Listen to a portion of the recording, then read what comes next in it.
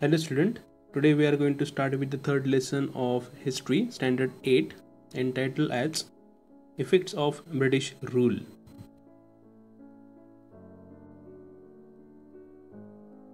Okay, so let us begin with the lesson effects of British rule. In this chapter we are going to study the effects of British rule over India.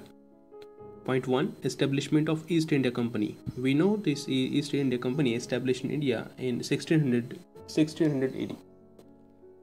Now we are going to see its effect. Now we have seen that due to geographical discoveries, the European powers reached the Indian coast. In the lesson number 2 of the geography, we have came across some geographical discoveries. Okay, who came when and how the India is discovered. For example, in 1487, the Bartholomew Dias, a Portuguese sailor, began his expedition in search of India but reached the tip of African continent. In Christopher Columbus 1492, he set on his journey to India by sailing towards west but reached on the eastern coast of continent America. Portuguese sailor Vasco da Gama in 1498, he managed to sail past the Cape of Good Hope and reach the Indian coast in Calicut. And now in current lesson, we have seen the European powers reached the Indian coast. All the European, including, now who were those? European from Europe continent they come. So European, including Portuguese, Dutch, French and British, entered the race for capturing the Indian market. Now these are the people. Portuguese from Portugal, country Portugal, Dutch from country Netherlands, French from France and British from UK. They entered the race for capturing the Indian market. When the British came to India for trade purpose, the Portuguese had already settled here. So this thing we need to keep in mind. Before Britishers, we had a Portuguese already trading in India. They settled in India. And one more thing just I want to explain here. Portuguese were the first to reach India and last to leave India. So keep in mind. And they gave a bitter resistance to the Britishers. Now later friendly relations developed between them. But to establish the domination over India, the British had to face opposition from French, Dutch and local rulers. So here French, Dutch and local rulers, they had fight, and Portuguese, they had some friendly relations with them. Now let us learn with the first point, British and Marathas. Now Mumbai was main center of British in western India. West part of India, Mumbai was considered as the main center. So they were trying to acquire the nearby territories, but the Marathas had a strong hold over it. After the death of Peshwa Madhav Rao, his uncle Raghunath Rao approached for help from the British due to his greed for Peshwaship. That means he wanted to become supreme Peshwa, that is a Peshwaship. This led to the entrance of British in Maratha politics. Let us have a look at this picture, the Peshwa Madhav Rao. So this is Peshwa Madhav Rao and his uncle Raghunath Rao. Here is the picture of Raghunath Rao, and this person Raghunath Rao, he approached for help from the British due to his greed for Peshwaship. Thus he wanted to become supreme in Peshwa, Raghunath Rao, and this led the Britishers to interfere in Maratha politics. During 1774 to 1818, 3 wars were fought between the Marathas and the British. So we had faced 3 wars between Britishers and Maratha during 1774 and 1880. During the first war, the Marathas unitedly faced the British and hence proved superior. That means in the first war, out of 3, the first war against the British, that is won by Maratha. Why? Because they were togetherly fought. In 1782, with the Treaty of Salbai, the first Anglo-Maratha war came to an end. This is very important that we need to keep in mind. 1782 with the treaty, that means the contract that was done, it is named as Salbai. The first Anglo-Maratha war came to an end. Now next we have subsidiary alliance. Now what is this subsidiary alliance? This is the most important point that has changed the history actually. In 1798, Lord Wellesley arrived in India as Governor General. 1798, Lord Wellesley arrived in India as a Governor General. His objective was to establish the British dominion all over India. That was his greed.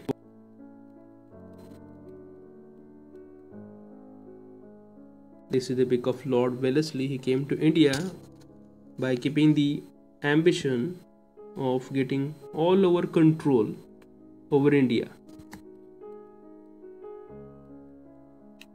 For this, he signed the subsidiary alliance with many Indian rulers. Now, what is this? Now, according to this alliance, the Indian rulers were assured of British military help. What he said that he would provide protection to the Indian rulers, and in return they have to pay them some amount. This is what he had assured. Now, there were some terms laid on them. Now, what were those terms? The Indian rulers, they have to maintain British army in their court and have to pay cash or a part of their territory to the company for its maintenance. That means whatever service they are providing, that is in terms of protection, in return that particular rulers, Indian rulers, they have to maintain the British army, and in return they have to pay a cash or a part of their territory to the company. The ruler would not have any alliance with any other power or declare war against any power without the intervention of British. That means without taking the permission of British, that ruler cannot even keep any type of relation with any other person, or even they cannot declare any war without the permission of Britishers with anyone. The ruler would accept a British resident in his state. That means they have to be in the state of particular ruler. Some Indian rulers accepted the system and lost their freedom. Because now how they lost? Because most of the wealth they spent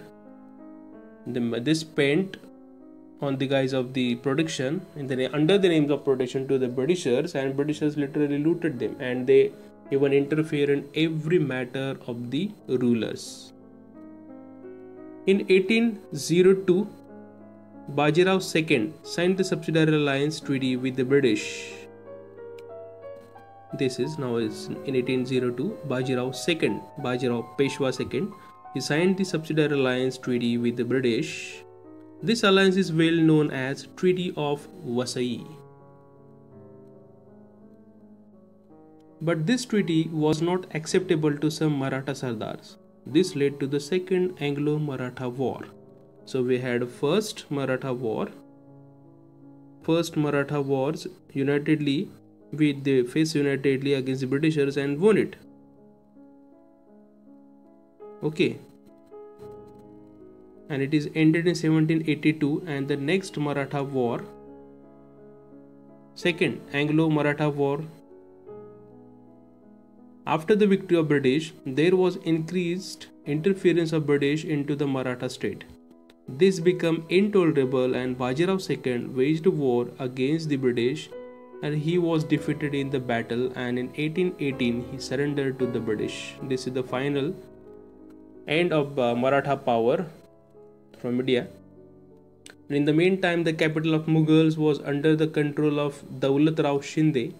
By defeating the troop of Shinde, General Lake captured the Mughal emperor and gained victory over Hindustan. All over Hindustan is captured by the Britishers after defeating Marathas, and this last person, that is troop of Shinde, Daulat Rao Shinde, General Lake captured the Mughal emperor and gained victory over Hindustan. Next, Chhatrapati Pratap Singh. Although the Peshwaship came to an end, Chhatrapati Pratap Singh of Satara was still ruling.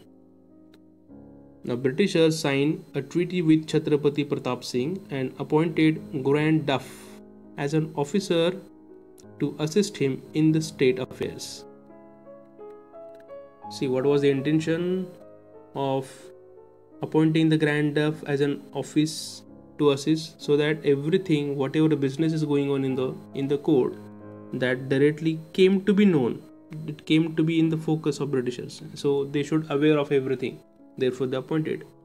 But later Chhatrapati was dethroned and exiled to Kashi, and he died there in 1847. That means he was dethroned, that is removed from the power by the Britishers, and he exiled, that means he kept him separated, aloof from the society, banished, exiled to Kashi, that is in UP, Varanasi. He died there in 1847. Rangu Bapuji Gupte, a loyal officer of Chhatrapati, fought the legal battle and went up to England, but his efforts were unsuccessful. Later, Lord Dalhousie rejected the adoption policy and in 1848 annexed the state of Satara. Now here is some information for you, that is Lord Dalhousie. He rejected the adoption policy and in 1848 he annexed the state of Satara. Now this adoption policies also came to be known as Lord Dalhousie's doctrine of lapse policy. Now what does it mean? Lord Dalhousie was highly ambitious, that is pro-imperialist, that he wanted to extend his region, he wanted to extend his kingship all over India. Under his doctrine of lapse, any ruler who did not have a natural heir to the throne would have to forfeit the right to rule for his future generation. Led to the annexation of states like Satara, Nagpur, Jhansi, Sambalpur, Udaipur, Aidpur and Bhagat. It means what? If the king does not have natural heir of his own, that natural heir, it means here the original or from his original blood, if he does not have any son to rule over after the death of that particular king, that means it is not allowed to him to run the state. That means any child who is adopted by the king, to run the country, it is not acceptable. That is the doctrine of lapse. Now what are the improvements made by Chhatrapati Pratap Singh? Let us look at this Do You Know corner. He made a provision of water to the city by building a water tank on the backside of Yavteshwar temple and Mahadara in Satara. So in particular Satara city, he made drastic changes. Roads were built in the city, trees were planted on the both sides of the road, schools were built for boys and girls for teaching Sanskrit, Marathi and English. Printing press was set up and many useful books were published. In 1827, Sabhaniti, a book on polity, that was printed. He built a road from Satara to Mahabaleshwar. Mahabaleshwar, you know, it's a very famous hill station. And Mahabaleshwar to Pratapgarh, the famous fort of Chhatrapati Shivaji Maharaj. The same road further extended to Mahad, that is comes to the Raigad district. Chhatrapati Pratap Singh used to write personal daily diary. Dual government. Now Robert Clive in 1765 introduced the dual government system in Bengal. In 1765 introduced the dual government system in Bengal. The company undertook the work of revenue collection, whereas the Nawab of Bengal had to maintain law and order. This was known as dual government system. That means double government. Double government was existing in the province of Bengal, which was introduced in 1765 by the Robert Clive. What does it mean? That the company undertook the work of revenue collection. Whatever the revenue, whatever the tax was coming, that was in the hands of company, that was Britishers were taking, and in return the Nawab of Bengal, what he was doing, he was just maintaining the law and order. That means no income was in hand. The ill effects of dual government system could be seen after a certain time period. Money in the form of taxes went into the pockets of company officers. Now this is the ill effects. Money in the form of taxes went into the pockets of company officers. The monopoly of trade in India was given to East India Company, and hence many trading companies in England envied them, that means made enemy to them, because only one company had given the permission to trade in India, that is East India Company. Now what happened that the working system of company in India received criticism in England. The people who were ruling in England, they came to know about how the East India Company is ruling in India and what policies they are introducing and how they are harassing India. So the British Parliament introduced some important laws to keep control over the company. So just to keep some control over the companies, some laws were introduced. Now what were those laws? Let us see. Parliamentary laws.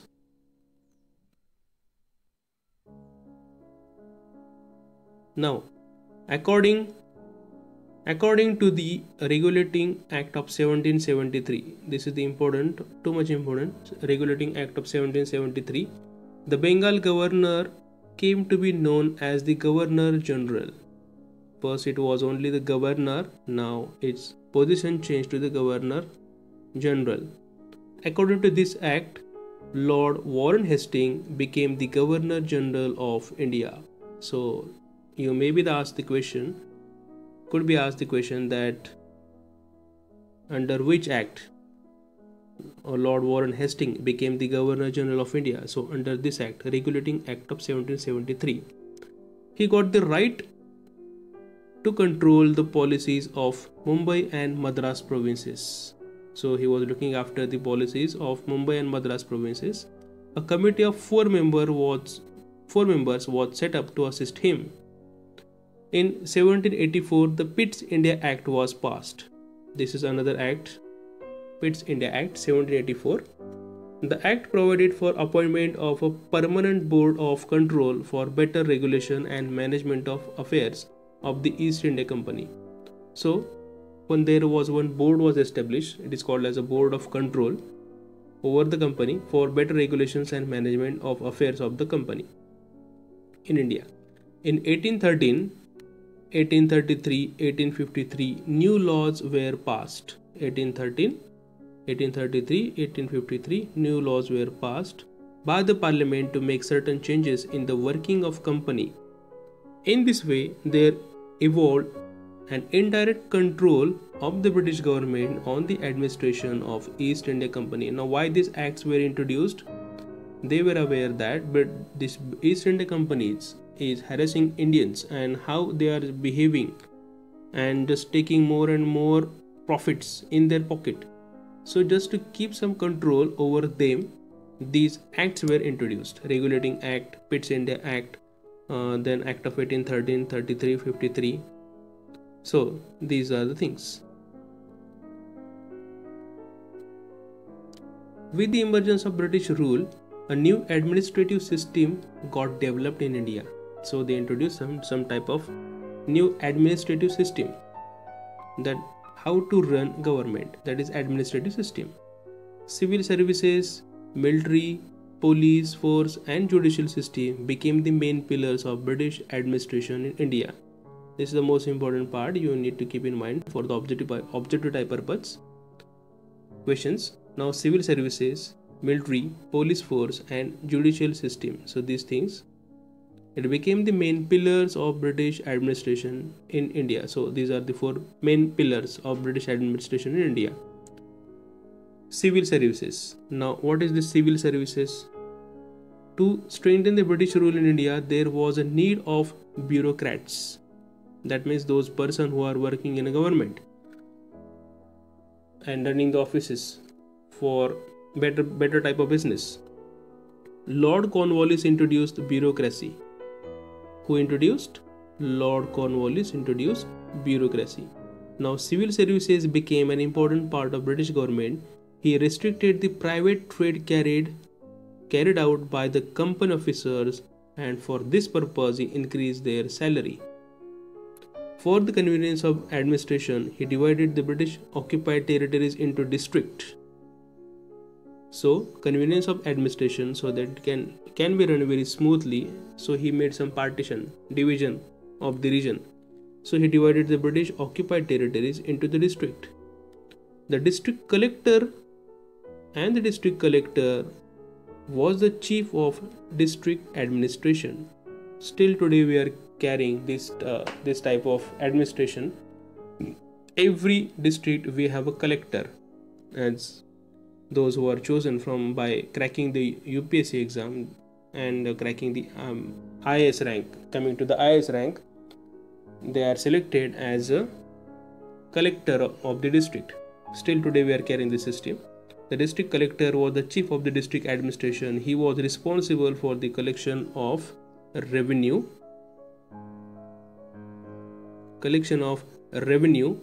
giving justice, maintaining law and order. So this thing, giving justice, maintaining law and order, collection of the revenue. The officers were appointed through the competitive exams known as Indian Civil Services. That is, today it is came to be known as UPSC, that is Union Public Service Commission. Keep in mind. Now how this system was running. Now first we introduced the civil services, then second military and police force. They brought military and police force. What was the role of it? For what? Let us see. The duty of military was to safeguard the British occupied region in India. Okay, just to give the protection of the British region, they introduced the military. Okay. Acquire new territories and break down any revolt against the British in India. Not only to safeguard, but to again acquire new territories and again break down any revolt. If suppose anyone make an opposition, anyone make an revolt against the Britishers, so that can be suppressed by the help of military. That was the intention behind that. To maintain law and order in the country was the duty of police force. So that was the main duty, maintaining law and order. Therefore, military and police force introduced. Second, judicial system, that is court system. Okay, the justice, giving justice. The British established a new judicial system in India on the basis of judicial system in England. So whatever system they carried in England, on the same basis they introduced the same type of judicial system in India also. Every district had a civil and criminal court. So these are the two types of the court, and every district it has, that is, one is civil and another is criminal court, to solve the local cases. For reconsideration of their judgment, High Court was established. If suppose they are not satisfied with the result given by them, they can approach to the High Court, and again it is not satisfied, that they can go to the Supreme Court, that is a final one. Still today we are following this system. Equality before law. In early times, law in India differed from place to place. In early times, the law in India was different from place to place. The laws were different. There was difference in judgment on the basis of casteism. So caste was the main issue. On the basis of caste, they were giving judgment. So that was, it was not at all actually the justice. It was injustice, we can say. Under the leadership of Lord Macaulay, a committee was set up to create the code of law. The Indian Penal Code was enforced all over British India with British principle of equality before law. So Lord Macaulay, he just set a committee of a few people, and he set up to create a code of law. Some laws were established. It is called as a code of law, Indian Penal Code, that was enforced in all over India. But there were some defects in it. What were the defects? That is demerits. There were separate codes and different laws for the Europeans. Suppose any crime is done by the Europeans, so there were separate court system, there were separate laws for them. That means it is inequality. Okay, this is not at all equality before the laws. New laws were difficult to be understood by common people. So common people and this language, that is a language, technical language, so it was very difficult for the common person to understand. Legal cases became an expensive affair for the community, and the cases remained pending for years together. To fight any case in the court, it was very much time consuming and it was very expensive. So common man find it very difficult. Now